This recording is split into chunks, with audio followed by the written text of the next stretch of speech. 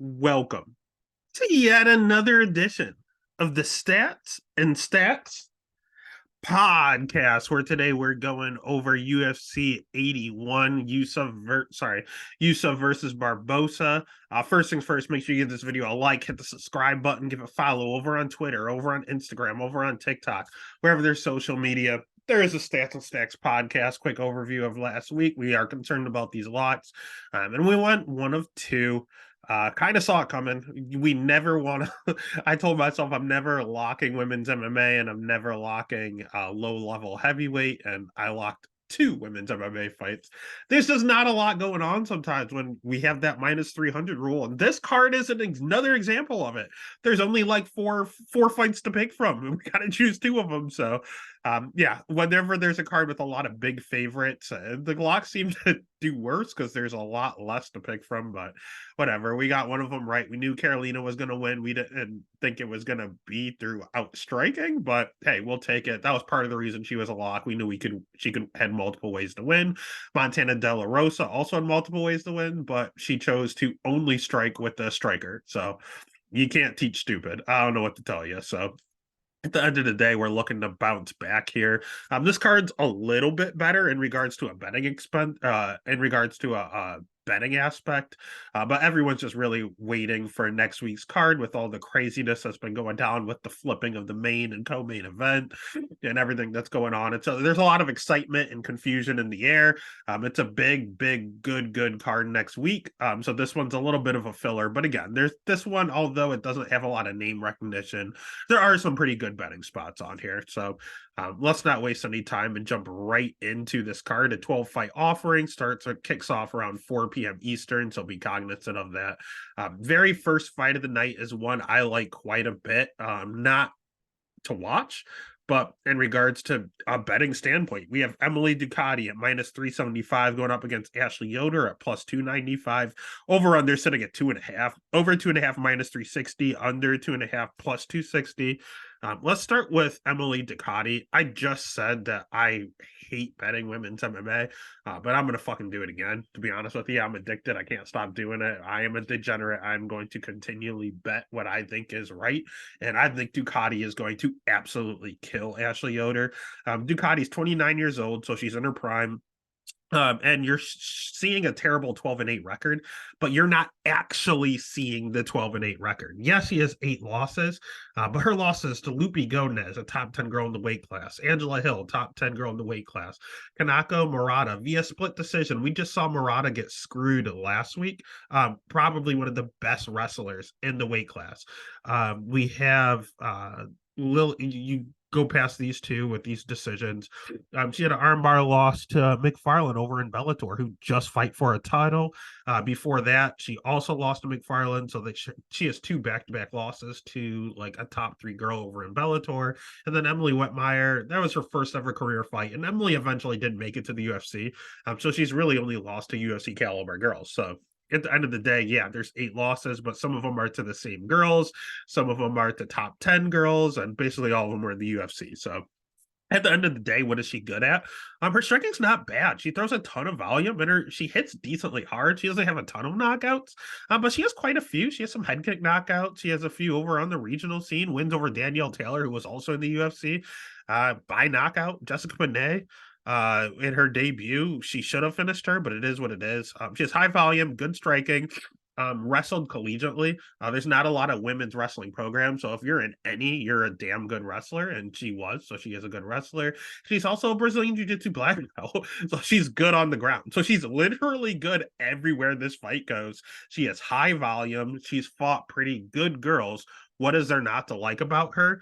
At the end of the day, nothing. She's very good, and she's going to absolutely kill Ashley Yoder. Ashley Yoder has supposedly good jujitsu, but her time is past her. She's 35 years old, so the days of her having good jujitsu is because women's MMA is a little behind just men's MMA right now.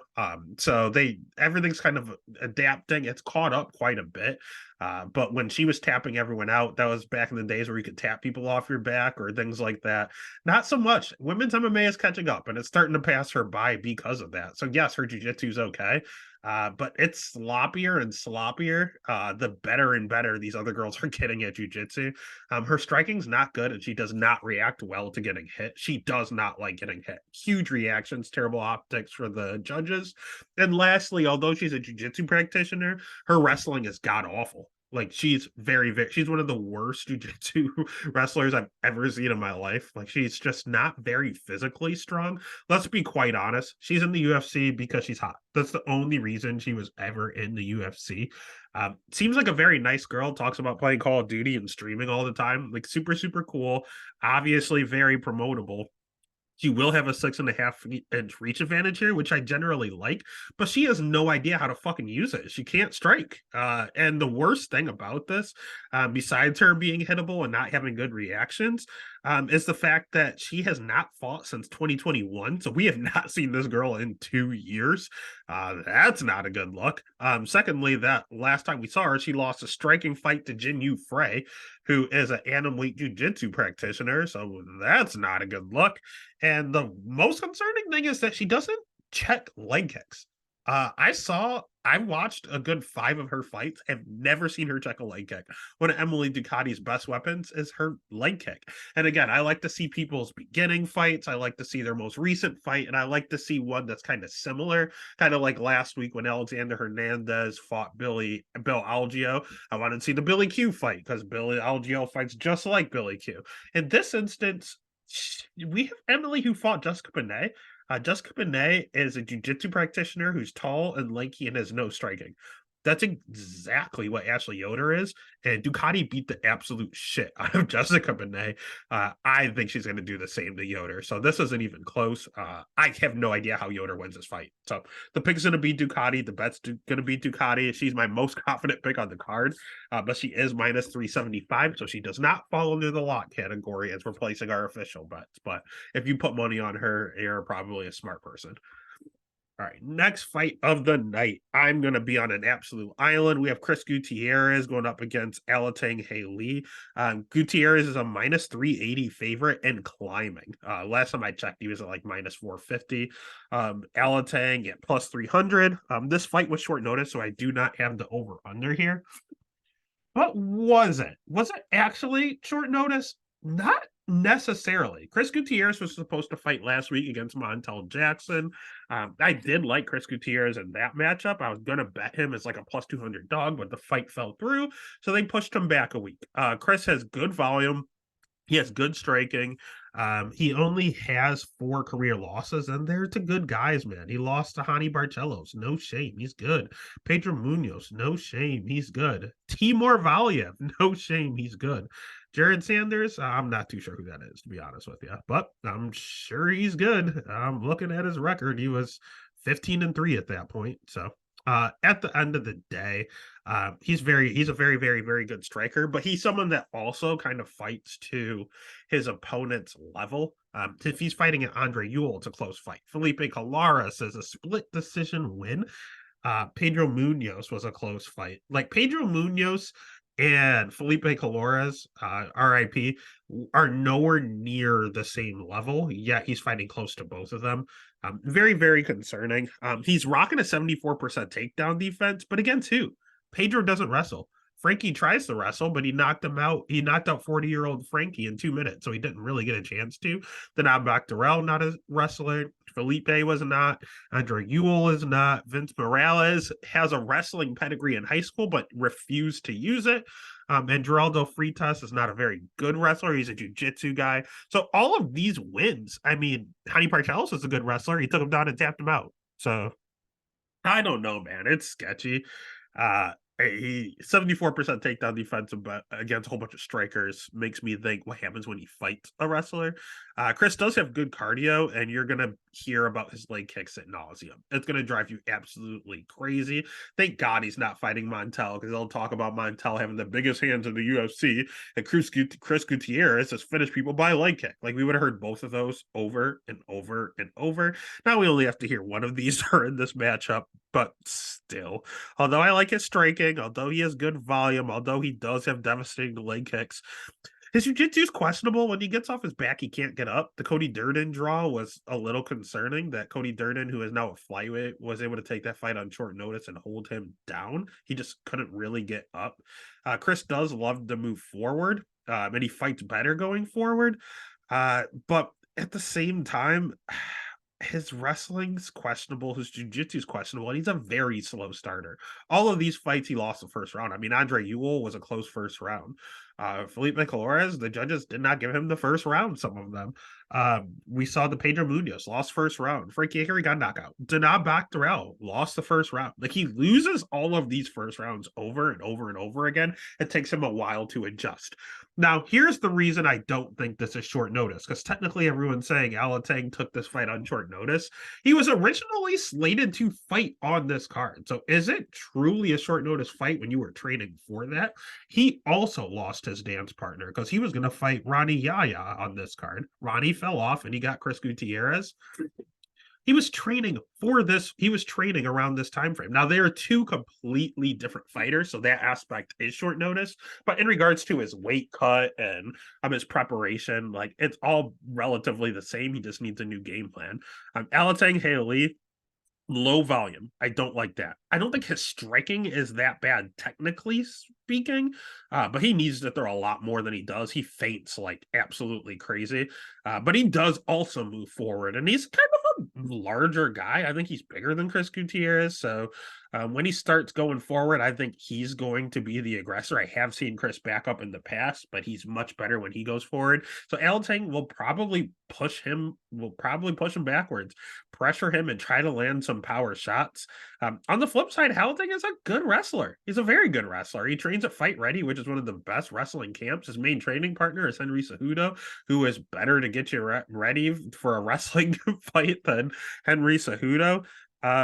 He doesn't really check leg kicks. That's concerning because Chris is finishing people with leg kicks. So that does scare me. But Haley is good cardio, good wrestling pedigree. It's like a national champion something. So I don't know. I think this fight is a lot closer than the odds make it. I do think Chris Gutierrez wins the fight, but I think it's really close, and he always fights to his opponent's level. So if he's going to another split and Alateng Ali is sitting at over plus 300, the odds are way too off. This fight is a lot closer, and I think Alateng could potentially win this, either by pressing forward and getting the good optics, or by getting continual takedowns, or in an ideal world, doing both. Push Chris backwards like we know you can, land a few hard shots, and then get a takedown to secure the round. That's how you win this fight. Am I going to trust him to wrestle? I don't know. I really don't. But will I have money on it at over plus 300? You bet your ass I will. So the pick is going to be Chris, but I'm going to actually end up betting Alateng Haley. If the odds are off, I'm chasing the money. All right, next fight of the night is another greasy one, man. I am all over the place with these plus money plays this week. I absolutely love it. We have Irina Alekseeva at plus 125 going up against Melissa Dixon at minus 150. Over under set at 2.5.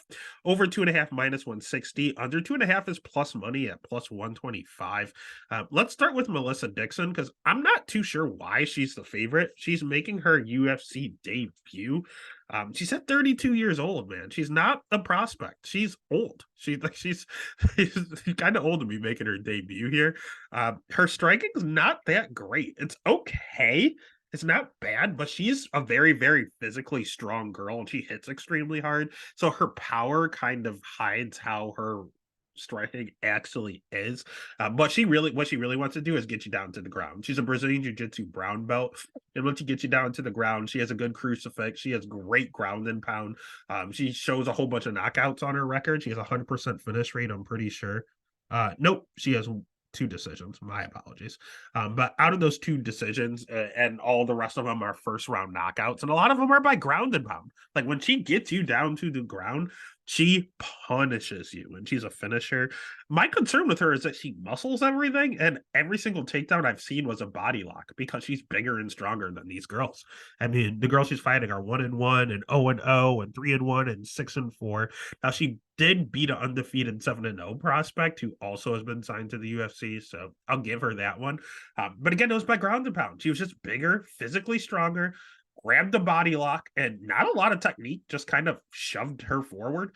And then at that juncture, when she gets on top, her ground and pound is vicious. And again, she's a Brazilian Jiu-Jitsu black belt, so it's kind of hard to submit her with anything. So at that point, you're better just getting up. You're better off just standing up and starting fresh because her wrestling's not that good. All she can do is try to bully you with a body lock takedown.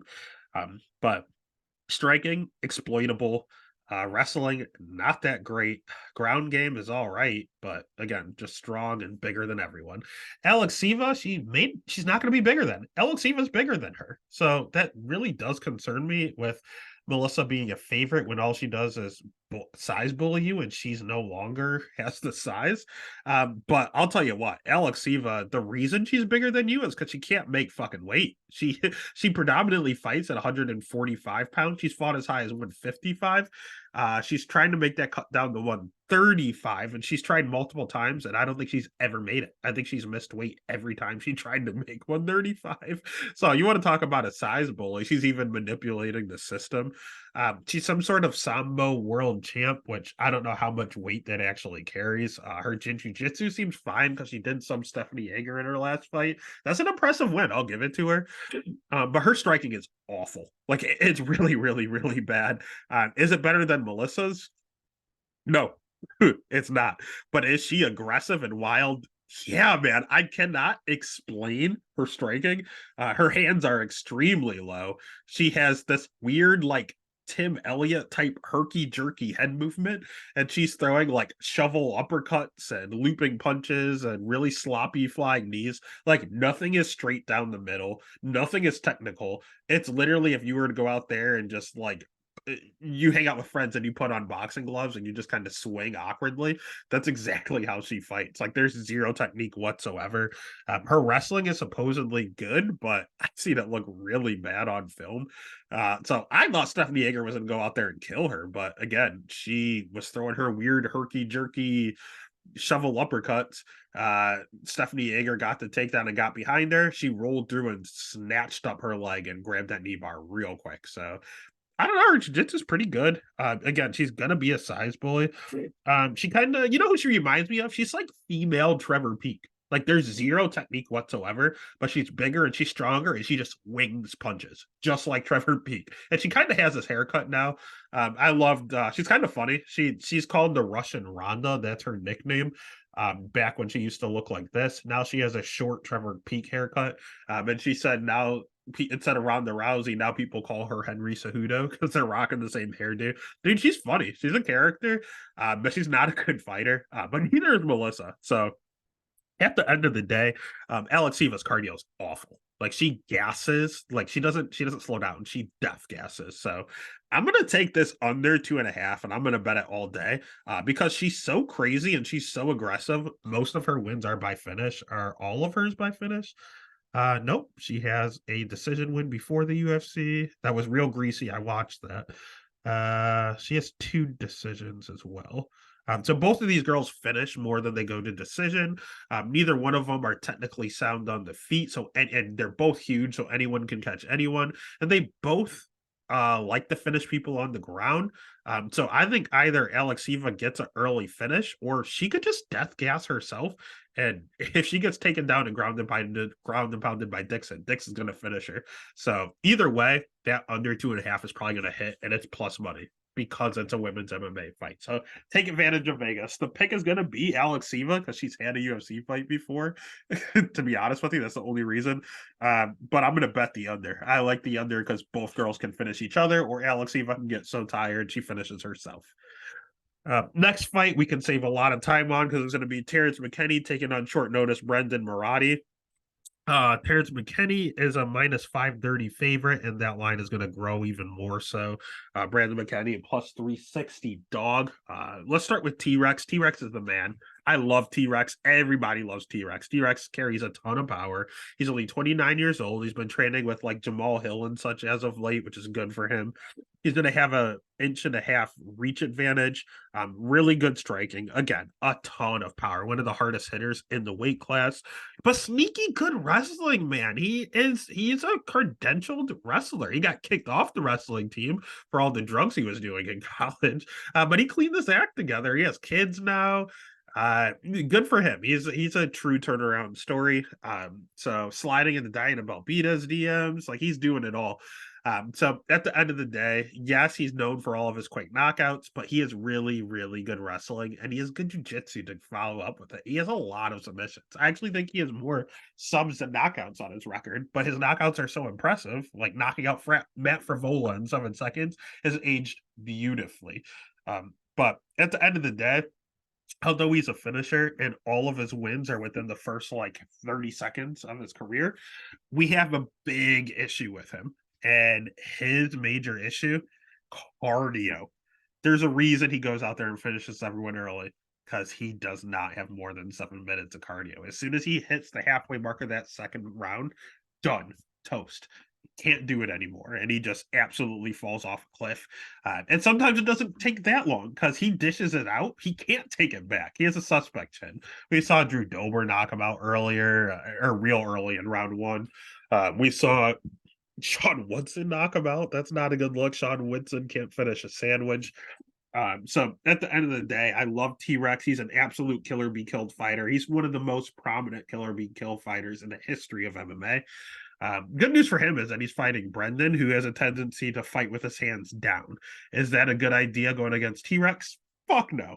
The reason Brendan does that is because he's 26 years old. I mean, his nickname is The Kid. Like, he's a young guy here. He's taking this fight on really short notice, like 2 weeks' notice. This is going to be his UFC debut. Now, he is with a good camp. He's at the Boston Cartel over with Calvin Gator and Rob Font. We just saw Connor Matthews on the Contender Series get a nice underdog win. But that's going to be their team morale. He's not winning this fight. His wrestling's questionable. His jiu-jitsu's questionable.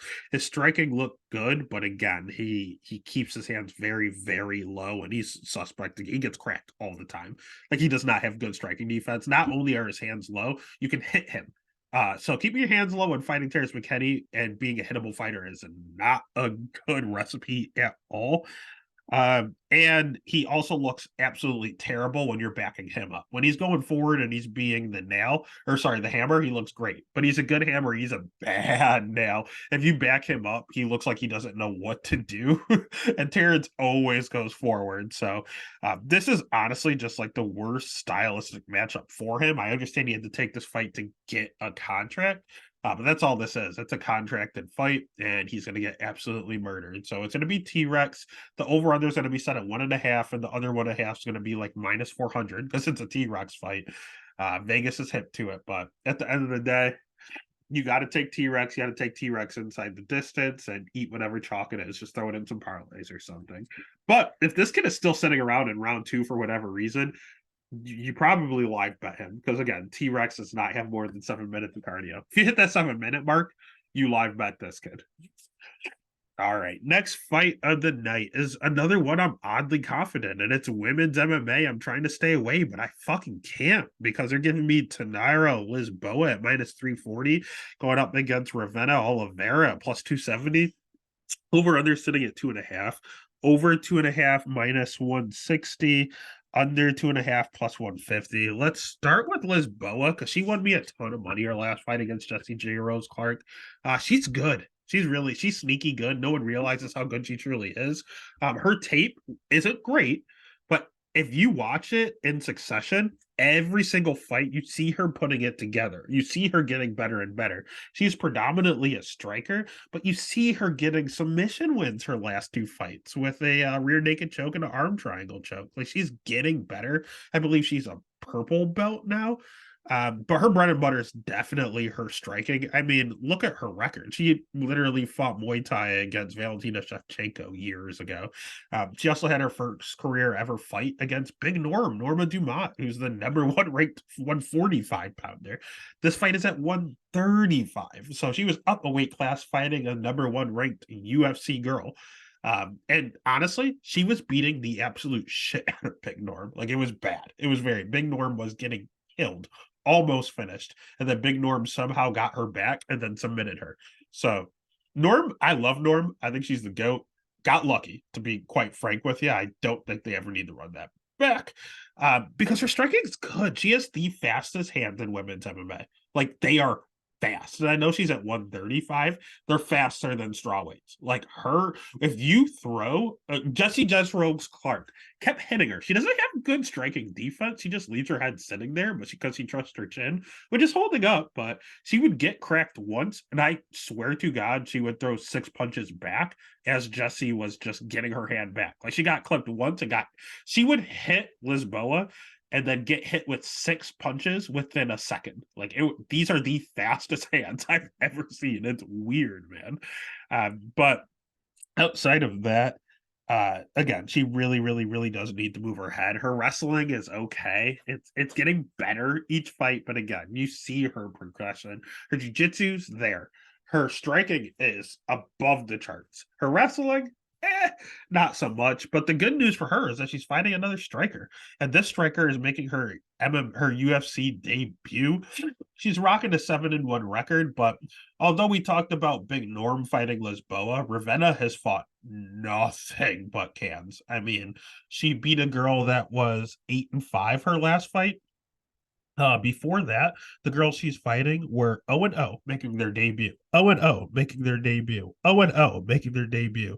1-1. 0-1, winless, and 0-0, and 0-0, and 0-1. So she's fought someone with a winning record one time out of her 8 career fights. Not good. And she didn't look the greatest on the feet.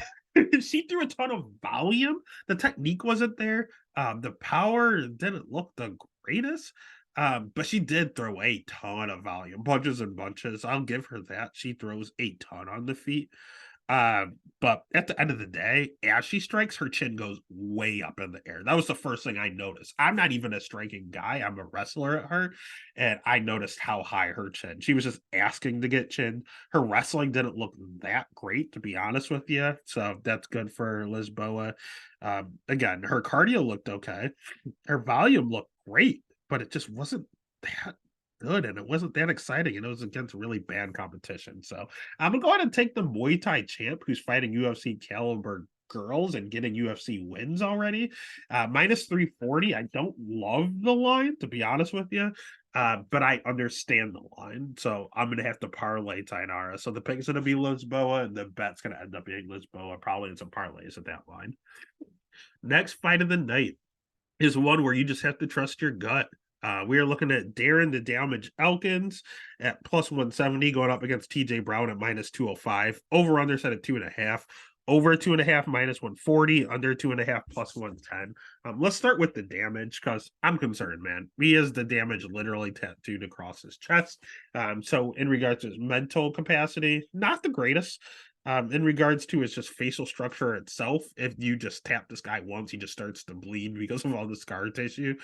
So visually, it doesn't look good to the judges. He's 39 years old. That's also not a good look. Why would I ever even say anything about this guy? Because I think he's going to win. I truly do think he's going to win. I think he is good wrestling. He did say he wanted to retire before he hits the age of 40. He's 39. So we have to keep that in mind. He didn't announce that this is his retirement fight yet, but if he does, we might have to switch over because you never bet retiring fighters. But as of right now, I think he might be able to sneak one more in before he turns 40. He's rocking a 58% takedown defense, which isn't the greatest, and he does slow down in his fights. Like, I'm not saying a lot of good for him. I'm saying he doesn't look good with the judges. He's almost 40 years old. He's talking about retirement. He's a slow starter, all negatives. Here's the pro. He's fighting TJ Brown. At the end of the day, what Darren Elkins is a dog. If you take him down, yeah, he's 58% takedown defense. He's getting the fuck up. Yeah, you're going to touch him and he's going to bleed all over the place, but he's generally pretty durable and he's going to hit you back. He is someone that fights for your money and he is going to continue to fight until he cannot physically fight anymore. The same cannot be said about TJ Brown. TJ Brown has that quit in him. Credentialed wrestler. He wrestled D1. He's a pretty decent wrestler on that aspect. But in regards of defensive wrestling, 36% takedown defense. So I don't know what's going on there and why his takedown defense is so bad when he's such a good wrestler. But at the end of the day, he's not too difficult to take down. On the feet, he's okay striking, but he's not the greatest. Honestly, it's kind of a wash, to be honest with you, on the feet. The wrestling is kind of a wash. Jiu-jitsu, technically on paper, I believe that TJ Brown is a more credentialed guy, but he's pretty sloppy on the ground. TJ Brown is someone who finds a fight to win or lose. He always finds a way to lose. He has all the intangibles. He has all the intangibles. He's a good wrestler.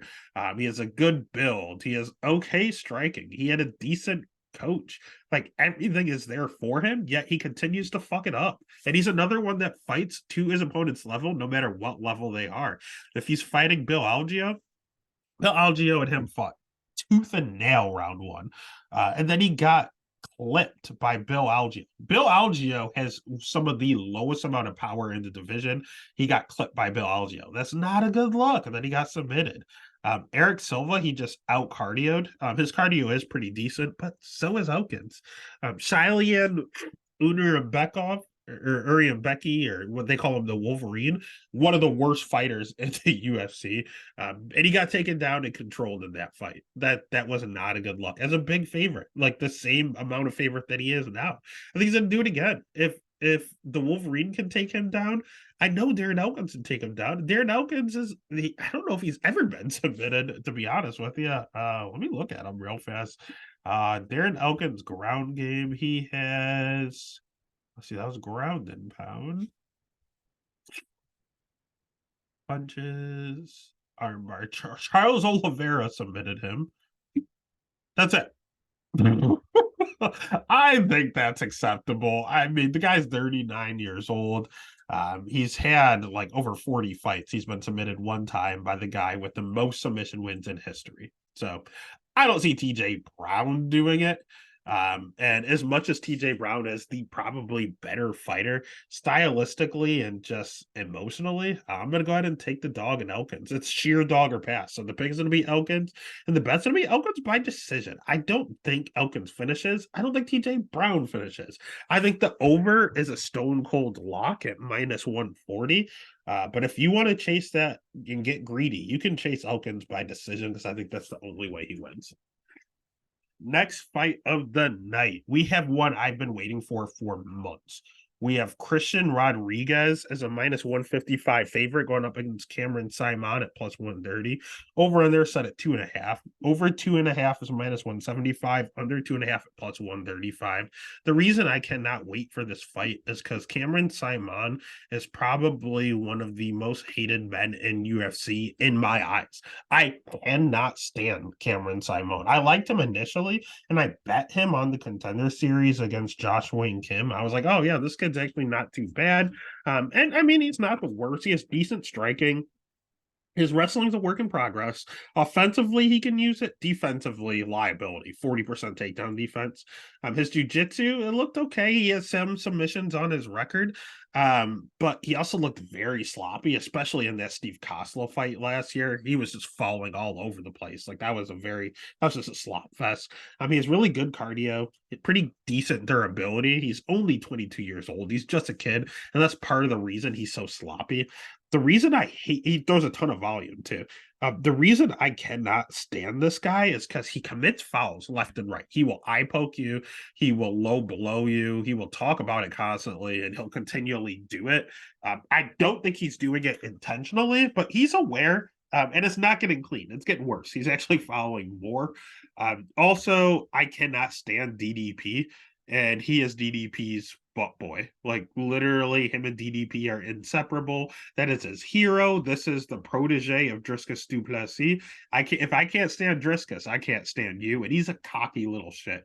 Like, this dude is so cocky for 22 years old. He'll beat my ass, don't get me wrong. But he acts like and talks like he's championship level material right now. He's just one of these young kids that are just conceited as all hell because he has a decent record right now. Is he undefeated? He is. He's 9-0. He's never tasted defeat. He doesn't know any better. And he's just talking like he's God's gift right now. And he kind of gets that from DDP. Like, he just needs to be humbled. If he fought anyone good, he's fighting all these scrubs. I said, for the love of God, someone give him someone that's actually good, and he is in some trouble. I've seen him lose a round to Josh Wayne Kim. Josh Wayne Kim beat the shit out of him round one, and then he gassed out. And Cameron took over talking about how he's going to be world champion. Like, shut the fuck up, Cameron. No, you're not. You're not good. Your jiu-jitsu is not good. Your wrestling's not good. Your striking's not that great. You just throw a ton of volume. If you give this kid someone good, he's in trouble. And they gave him C-Rod. C-Rod's my boy. I love Christian Rodriguez. He's also a young kid, only 25 years old, but he's the veteran here because he's 3 years older. He has a lot of UFC fights. He's 9-1. He did lose that undefeated luster, but the guy he lost to was JSP, sorry. And Jonathan Pierce is very, very good. That was also on 2 weeks' notice, up a weight class at 145, and he gave Jonathan Pierce hell. At the end of the day, C-Rod has really good striking, sneaky good jiu-jitsu. He's going to have a 4-inch reach advantage in this matchup.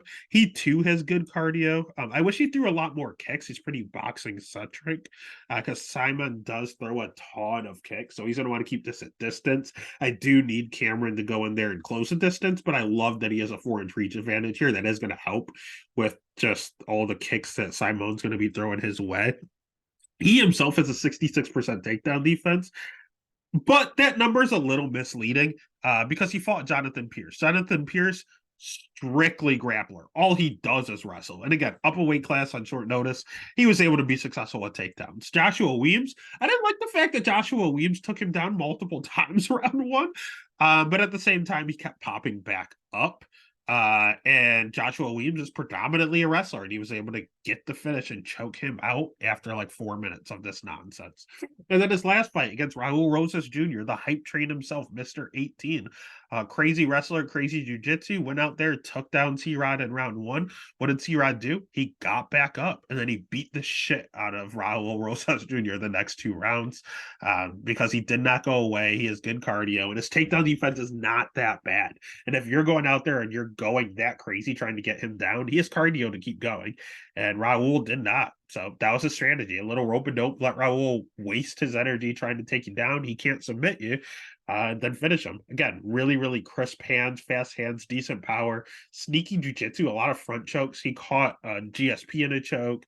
He tried to choke out Rosas. He did choke out Weems at the Anaconda. Like, his front choke series is actually pretty decent. So at the end of the day, C-Rod should be the favorite. C-Rod should finally be the one to beat the shit out of Simone. My only concern is that Simone has a ton of volume. C-Rod does not. C-Rod's a little lower volume. However, even if you look at his contender series fight too, Reyes Cortez, wrestler. So he has fought 1, 2, 3, 4 wrestlers. It's hard to throw a ton of volume when someone's shooting on your legs the entire fight. So is he short? Is he low volume? Yes. Do I think part of that is because of who he fought? Absolutely. So as long as he ups his volume, he will beat the absolute shit out of Simone, and it shouldn't be close. And I'm so happy and pumped for it. So the pick is going to be C-Rod. The bet's going to be C-Rod. Please beat the hell out of this little prick. All right, next fight of the night, we are going to absolutely fly through. I am not being facetious at all because we saw this fight a month ago. It was the one that was stopped due to the choke, the ref stopping it, and Lacerda actually wasn't out. So we already broke down this fight. You can go back and listen to that breakdown. Odds haven't changed that much. We have Edgar Shirez at minus 325, Daniel Lacerda plus 260, over under set at 1.5, over 1.5 plus 150, under 1.5 minus 195. Edgar Shirez is probably the side. I love Daniel Lacerda. I will always bet Daniel Lacerda. That's my guy for no reason. He's had 5 fights in the UFC. He has not won any. I've bet him every time. I think he's fun. I think he's exciting. I think he has a ton of power. And I think he's so fun that the UFC keeps bringing him back. Again, he has not won a fight in 5 fights, yet he's fighting again for the 6th time. UFC loves this guy. He's just a draw. On the flip side, you have Edgar Shirez, good Mexican striker, sneaky good chokes, tried to choke out Tatsura Taira multiple times with a guillotine. Got pretty close a few times. He has some good front chokes, and again, that's what he snatched up on Lacerda the last time. But his wrestling defense is bad. So at the end of the day, we're probably looking at although Lacerda finishes all his fights early, and then he gasses out, he has terrible cardio. I don't hate the over 1.5 being plus 150. His last fight, it looks like Lacerda tried to calm it down a little bit, and not go balls to the wall right away with his UFC career on the line. If he's going to be cautious again, it's only set at 1.5, and it's plus money. I should just bet Anger, but my heart won't let me. I love Daniel Lacerda, but I can't really trust him either. It wasn't looking good. He was probably going to lose that fight before the ref screwed it up. So the pick is actually going to be Anger, but I'm going to bet the over 1.5 if I'm doing anything. I might just watch as a fan because Lacerda's that cool. I don't have to have money on it. But if I do, I'm going to hope that he's fighting for his career. He's going to fight kind of slower paced. Be a little more strategic out there and just hit that over 1.5 for plus money. Next fight of the night, we have another short notice fight. So the total is not out yet. We have Michel Pereira at minus 200 going up against Andre Prochowski at plus 154. Right now, let's start with Michel Pereira. He's another one of my favorites. I absolutely adore Michel Pereira. But this fight is going to be at 185 because he missed weight at 170 multiple times. He was a size bully himself. He has really good striking, sneaky good wrestling. He mixes in takedowns in all of his fights. He also has a 94% takedown defense. Granted, he's not really fighting wrestlers. I don't know who's going to take him down. Tristan Connolly went over 4. Andre Fiallo doesn't wrestle. Santiago got him down, but he got him down for like 10 seconds and he popped right back up. And Santiago's not a wrestler. Nico Price, not a wrestler. Chaos Williams, not a wrestler. Zaleem, not a wrestler. Diego Sanchez, 45-year-old wrestler. Danny Roberts, not a wrestler. So it should be at 94% because who the fuck is going to take him down? His jiu-jitsu is okay. It looked real sloppy. On paper, he's credentialed to jiu-jitsu, but what you see in the octagon, it looks real sloppy, but whatever. As long as he has some semblance of what's going on down there. Then again, we haven't seen him at 185 in quite some time, but his major issue is his cardio. And if he was killing himself to make weight, maybe going up to 185 is a good thing for him, to be honest with you. His cardio's looked better as of late, though. He has a ton of volume, and we saw in his last few fights. Santiago, he was still there in round 3. Andre Fiallo, he was still there in round 3. Nico Price, he did gas out in that one. But Chaos Williams, he was still there in round 3. So, like, we're accustomed to him gassing out. But 3 of his last 4, he was fine in round 3. So, and that was at welterweight. This one's going to be at middleweight again. I hope that just helps his cardio. If that's the case, he could win. He very well is going to win this fight because Andre Petrowski is just like him. Terrible cardio. So at least if Michel starts to slow down, Andre's going to be slow right next to him. Andre has good wrestling. He's one of these Henzo Philly boys, greasy Philly boys. He's, again, good wrestling, good jiu-jitsu. That's it. Striking's terrible. Cardio, terrible. Chin, suspect.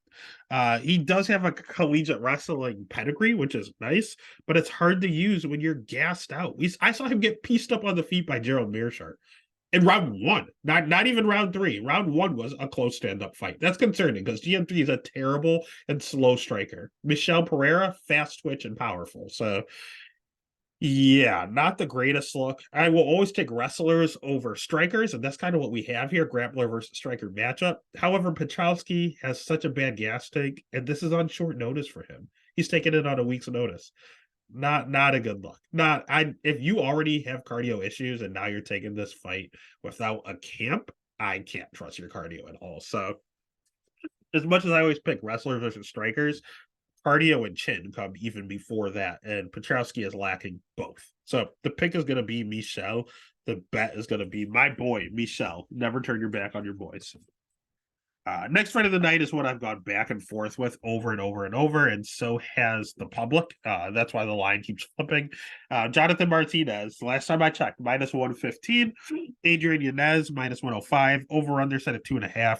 Over 2.5 plus 105. Under 2.5 minus 135. Let's start with Jonathan Martinez, trading partner of Brandon Royval, who's about to get that flyweight strap. Jonathan Martinez, someone I absolutely hated forever, but he's growing on me. He is growing on me. There are a few. The Simon, hate, fuck Simon. Alex Morono, hate, fuck Alex Morono. I even tried to let it go and bet him last week, and he let me down. And I was happy to watch the Great White get the shit kicked out of him. Fuck Alex Morono. Jonathan Martinez, something about you. You just have like a hittable face, to be honest with you. But you've physically done nothing to me, so I need to chill out. I respect you. I'll let you do your thing. I will. I did lock you before. I put my personal bias aside. And unlike Morono, you did come through for me. And then obviously your affiliation with Raw Dog. You might be cool people, Jonathan Martinez. Fix your face in this picture. Maybe we just get a new picture. That'll help. But at the end of the day, you're all right. You're good people. A really good fighter, though. Good striking. Pretty decent volume. You are a little bit of a slow, or sorry, he's a little chinny.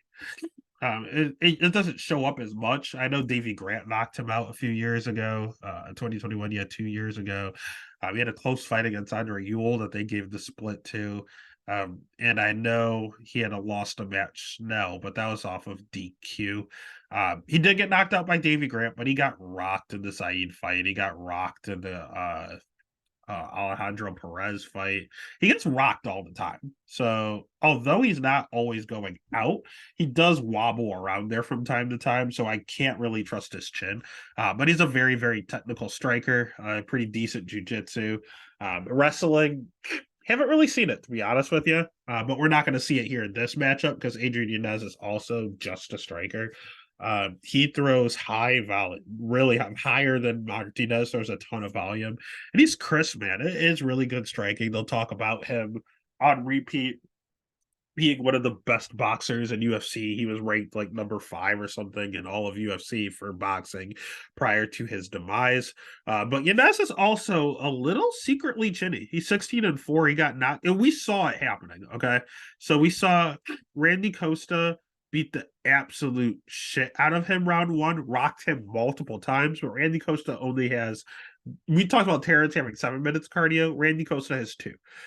So he beat the shit out of him, started the gas, and then eventually, after being rocked a few times, he knocked out Randy Costa.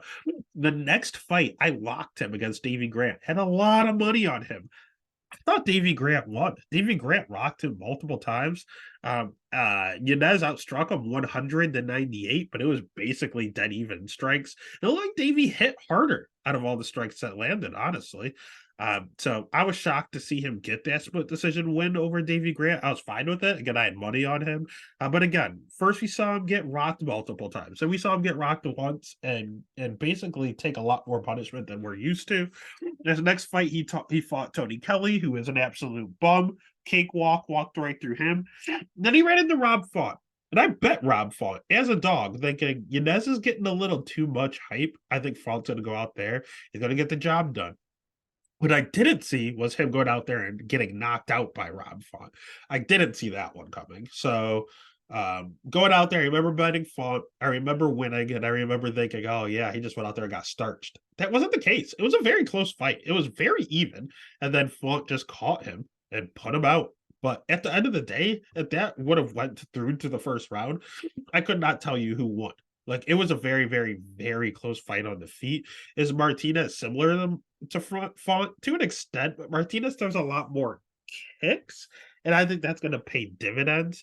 I think just straight hands, Yanez may have the slightest of edge, but it's very, very close. But I think Martinez is a lot more versatile, and I've even seen him push people up against the cage and get some octagon control. He's fought the better guys. Fighting Saeed last time. I know Yanez just fought Font, but outside of Font, he didn't really fight great guys. Tony Kelly, Davey Grant, Randy Costa, Gustavo Lopez, Victor Rodriguez. Like, these are the guys he's beating. Meanwhile, Martinez is fighting Saeed. He's also fighting Davy Grant. He's fighting Cub Swanson. Like, he's fighting pretty decent guys. So I'll take Martinez here. I'll pick Martinez, and I'll probably end up betting Martinez at -115. Just straight up by himself. I don't trust him in parlays. All right, next fight of the night. We have the first of our dogs that I'm fairly confident in. We have Viviana Araujo at +135 going up against Jennifer Maia at -160. Over under set at 2.5. Over 2.5 is -475. Jesus. Under 2.5 at +325. These girls are basically carbon copies of each other.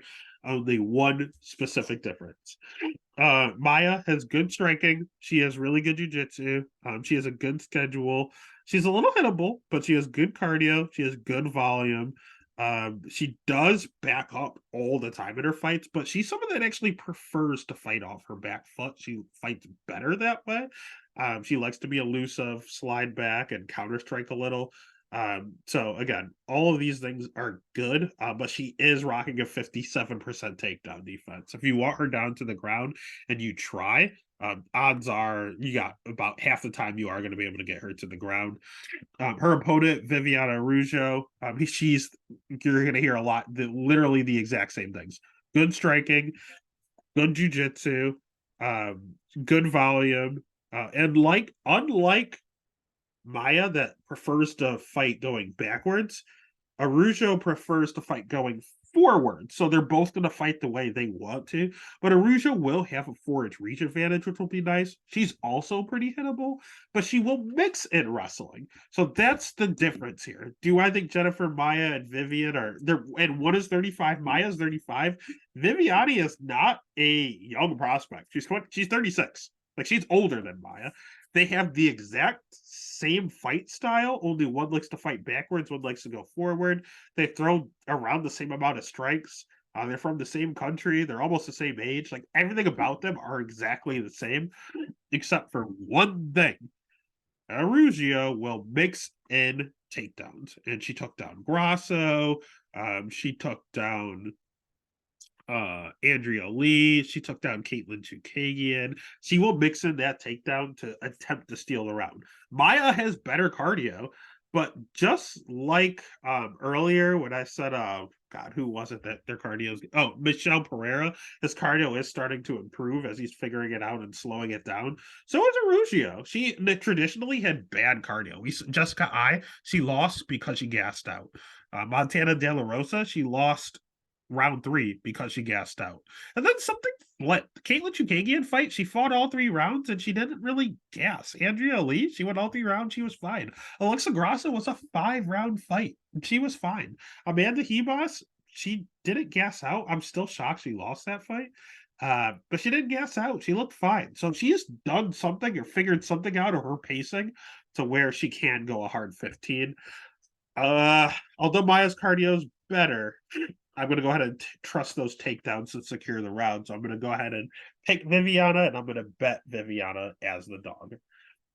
And that takes us to the main event. If you haven't already, make sure you give this video a like, hit the subscribe, give a follow over on Twitter, over on Instagram, over on TikTok, wherever there's social media.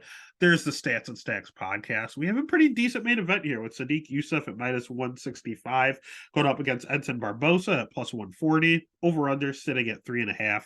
Over 3.5 +114. Under 3.5 at -145. Let's start with Yusuff because I think he's overrated, to be honest with you. I think he has good striking.